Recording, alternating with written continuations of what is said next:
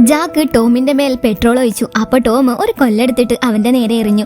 അപ്പൊ ജാക്ക് വേഗം കുനിഞ്ഞ് ഓടിപ്പോകാൻ വേണ്ടി വണ്ടിയിൽ നിന്ന് ഇറങ്ങവേ അബദ്ധത്തിൽ നിലത്തേക്ക് വീണു.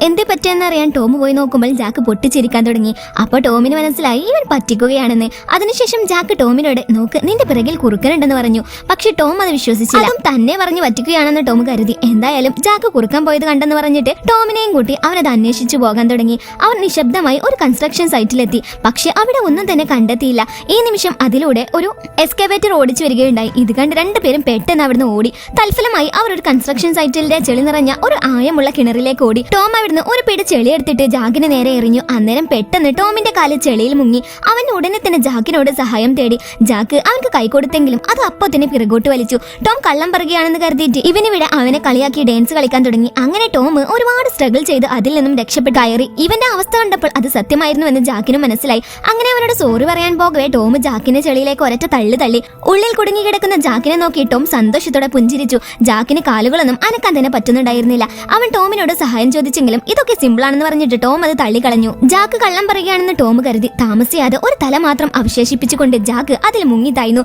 ഉടനെ ടോം ഗൗരവം മനസ്സിലാക്കിയിട്ട് ഒരു വടിയെടുത്ത് രക്ഷിക്കാൻ ശ്രമിച്ചു. പക്ഷെ ജാക്കിന് ഒന്നും തന്നെ ചെയ്യാൻ കഴിഞ്ഞില്ല. അവൻ മുന്നോട്ട് നീങ്ങാൻ ശ്രമിച്ചെങ്കിലും അവൻ അതിൽ കുടുങ്ങിപ്പോയിരുന്നു. അതിനാൽ സഹായത്തിനായിട്ട് ആരെങ്കിലും കണ്ടെത്താൻ വേണ്ടി ടോം കൺസ്ട്രക്ഷൻ സൈറ്റിൽ നിന്നും പുറത്തേക്ക് പോകാൻ തീരുമാനിച്ചു. അവൻ അവിടെ ഒരു ട്രക്ക് കണ്ടെത്തി. പക്ഷെ അതിൽ ആരും ഉണ്ടായിരുന്നില്ല. പിന്നെ ടോം തിരിച്ചു വന്നപ്പോൾ അവിടെ ജാക്കും ഉണ്ടായിരുന്നില്ല. ഒന്നും ചെയ്യാനാകാതെ ടോം സങ്കടത്തോടെ മടങ്ങി. തലയും താഴ്ത്തി റോഡിലൂടെ നടന്നു പോകുമ്പോൾ ഒരു കാർ വരികയും അതിലുണ്ടായിരുന്ന സ്ത്രീ അവന്റെ സുരക്ഷയെക്കുറിച്ച് മനസ്സിലാക്കുകയും വീട്ടിലേക്ക് കൊണ്ടുപോകാൻ തീരുമാനിക്കുകയും ചെയ്തു. അങ്ങനെ അവൻ കാറിൽ കയറിയിരുന്നതും ജാക്ക് പറഞ്ഞ ആ കുറുക്കനെ അവൻ ദൂരെ കാണുകയും ചെയ്തു. ജാക്ക് അവനോട് പറഞ്ഞത് കള്ളമല്ലെന്ന് അവൻ മനസ്സിലാക്കിയതും സങ്കടം സഹിക്കാനാവാതെ അവൻ കരയുകയുണ്ടായി.